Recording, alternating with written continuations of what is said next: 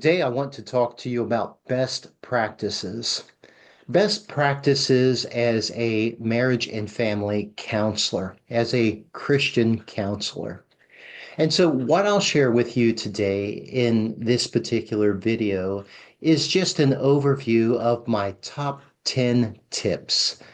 This is just hard won experience and advice, hard won wisdom that I'll share with you to be the very best counselor that you can be, to be helpful, to be effective, and to help the families that you're working with. So, here we go. My top 10 tips. Number one would simply be to define your role. What do you mean by that? By that, I mean you have to decide early on at the onset of counseling if you're going to be the individual counselor or the marriage counselor, but you really can't be both. And so if I'm working with a couple in marriage and family counseling, and one of the partners wants individual therapy, I generally refer that person out to an external referral to get counseling outside of the session, and I remain as the marriage counselor. What I have learned is you can't wear both hats. Now, there are some counselors who practice this way, and they'll have the couple come together and they will split them apart and they will have individual sessions and then joint sessions. And what I have found in that is that when you talk to somebody outside of the marriage counseling session, they are going to disclose things to you. They are going to tell you things. And what I know about myself is that I am not a very good secret keeper. And so it's very hard to go back into session and to keep that information out. And especially if it creates a bias now in your heart and in your mind toward the other partner. You don't want to triangle against the other partner. And so I strongly admonish you to define your role. You are either a marriage counselor or an individual counselor, but it's very, very difficult to be both, or at least be both effectively. So, the second tip that I want to give you is simply this: to foster safe environments. By that, I mean you want both partners in the relationship to feel safe to disclose, to share, to really bare their hearts. And I can only do that when I feel that you're not biased, when you are non-judgmental. I can open up, I can disclose, and realize that this is a safe place. And if you can create that safe place for a couple, for an individual, you will find that they will open up, they will share, they will unburden their hearts, and you can really help that couple. But you have to create that environment that this is a safe place. We're sharing space together, and you can talk about anything here, and we can get it out, and you're not going to be judged. And so, in the counseling of a couple, it is essential that you are neutral, that you are unbiased, that you can work with that couple as a team, and that they both feel that they have a voice, that they are heard. The third advice that I want to give you, the third tip, is to manage conflict and to manage conflict well. It's not unusual when a couple will come to you that they are bringing to the session an argument. It could be an argument that happened in the car drive over to your office, but temperatures rise, emotions are heightened, and this issue will come out, and the fight is on. This argument just blows up right in front of you. An inexperienced counselor will let them just argue on, and it's like a train wreck right in your office. And the counselor shuts down and just listens and doesn't say anything. What I would strongly admonish is to step in, to demonstrate some leadership. After all, this is your office. It's your session. You're moderating here. And so what I will do typically is I'll step in very calmly. I will say, let's table this for the moment. And what I might do is use that opportunity as a teaching moment. And I might talk about something, but what I'm really doing is I'm letting emotions kind of calm down and relax. And then I will re-engage the couple together and hopefully we can have a productive end to it, but you want to manage the conflict. You don't want it to get out of control and unruly in your office or within your session. That's not good therapy. What is good therapy is to pause, go deeper and explore what is the trigger all about? Why is this such a sensitive subject area?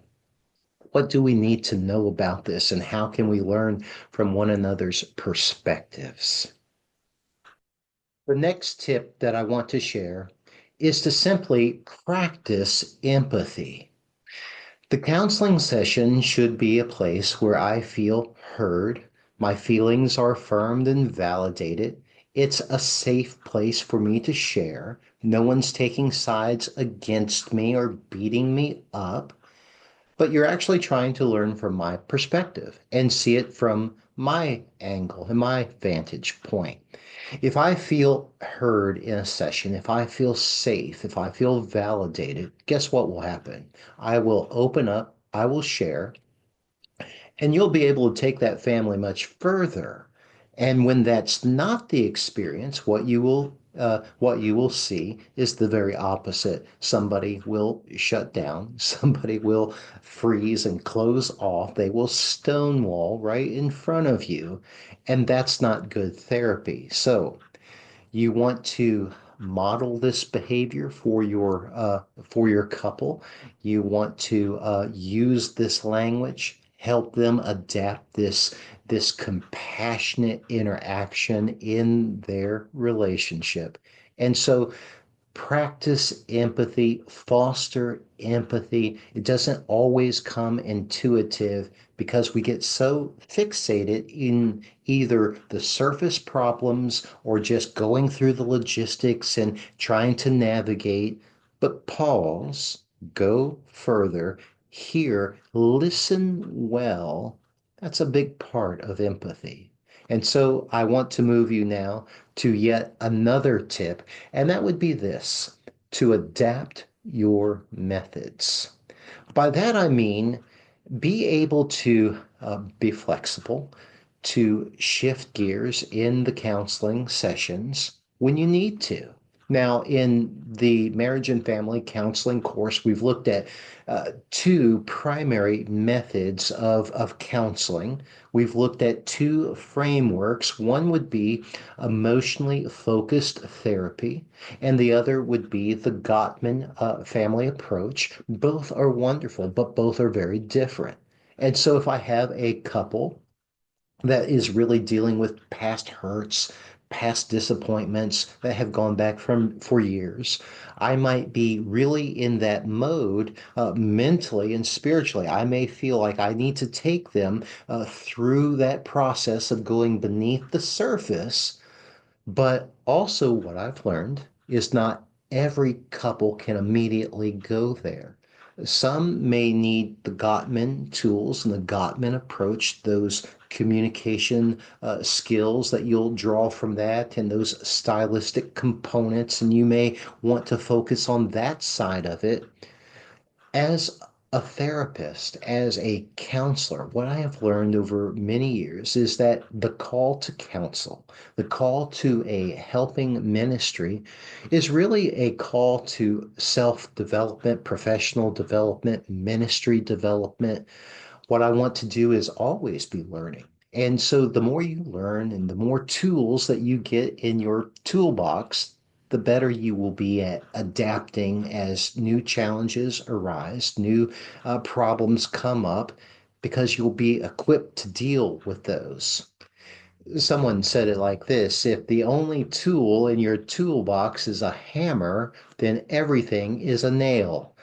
And everything's not a nail. Individuals and families are so complex. And so I encourage you to get a lot of tools in your toolbox. Next tip that I have for you is to encourage empowerment. By that, I would tell you this. You want to, as a counselor, transfer skills to the counselee. You want to empower them to live their best life. What you do not want to occur is to create dependency. Many of the individuals that come to you in counseling, whether they're a family or a couple or an individual, many of them have codependency issues to begin with. And you can actually enable a person in a negative way to be dependent upon you. And so I often say it like this: as a counselor, I want to work myself out of a job.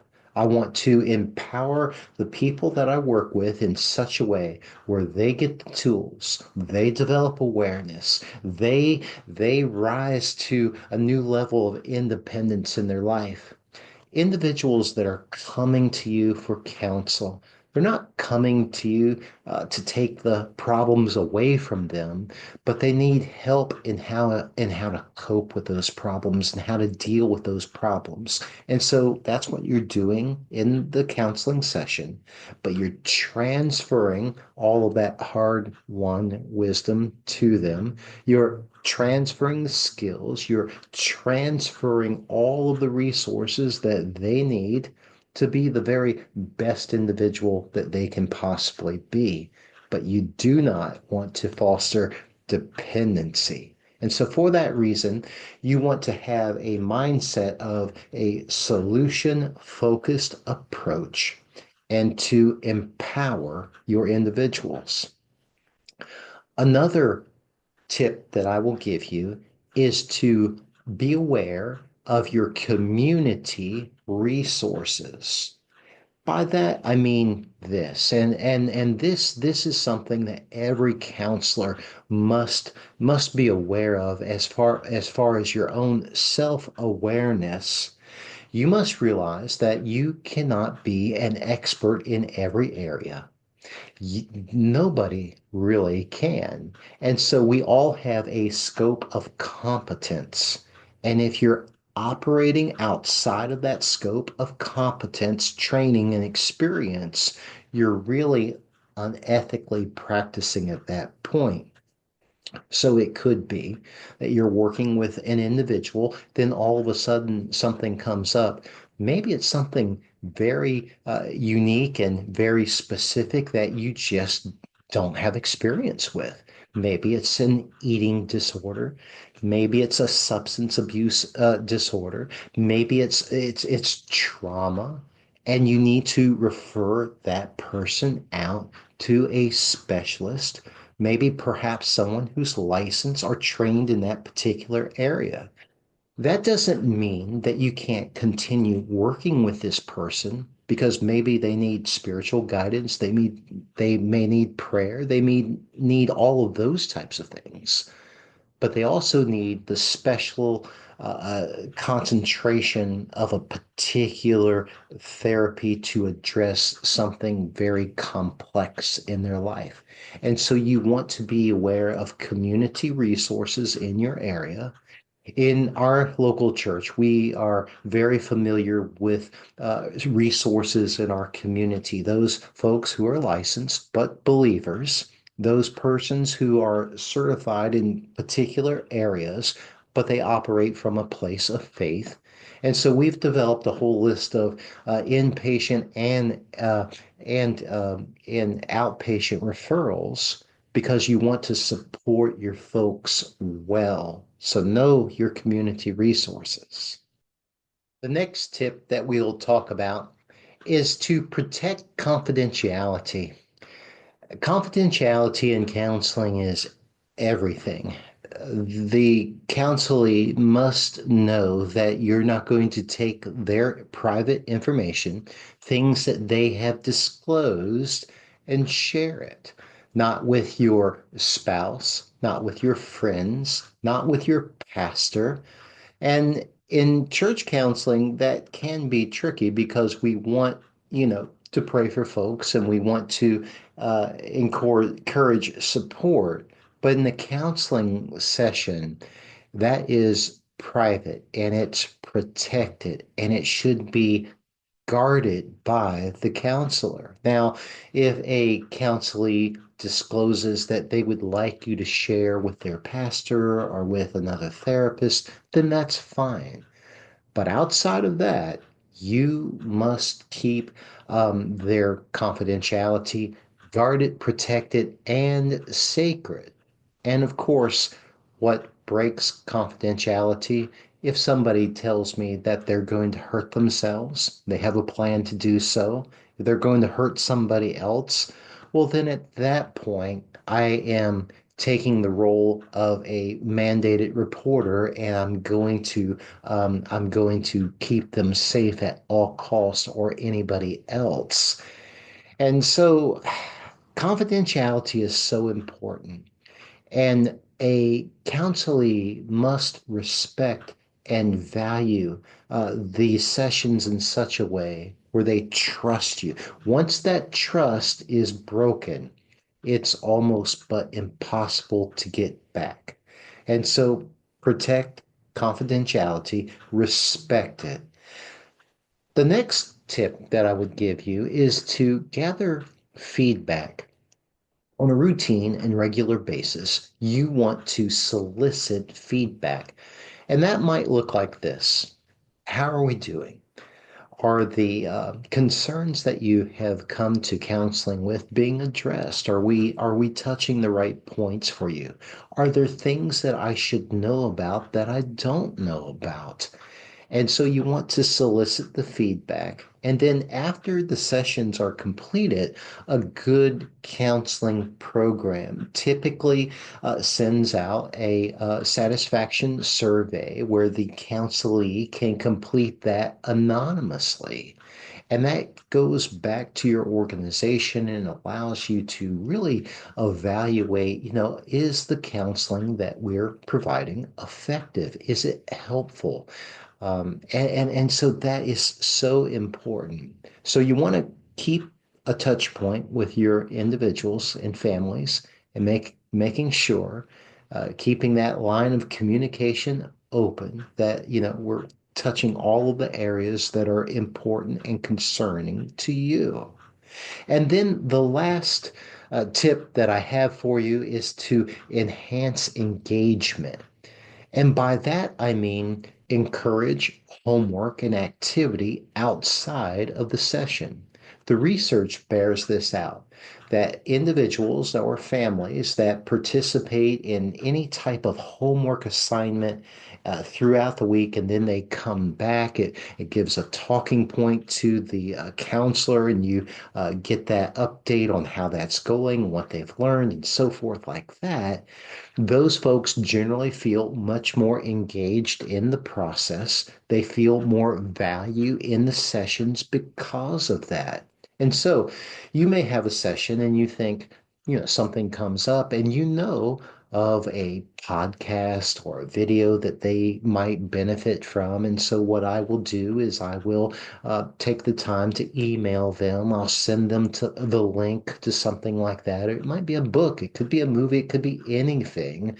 There are a number of homework type of activities, but it really helps the individual to focus on what has been discussed in the counseling session, to process a little bit further, to stay engaged. And then when they come back, it creates a great opportunity of follow-up and feedback and further exploration. And so I want you to be constantly aware of engaging the individual or the couples in that follow-up work. And so these are but a few tips to help you, a few best practices in a nutshell. And so I encourage you, as always, to go deep into your studies, to counsel with a whole heart. And God bless you as you continue to work with other individuals in the helping ministry of counseling.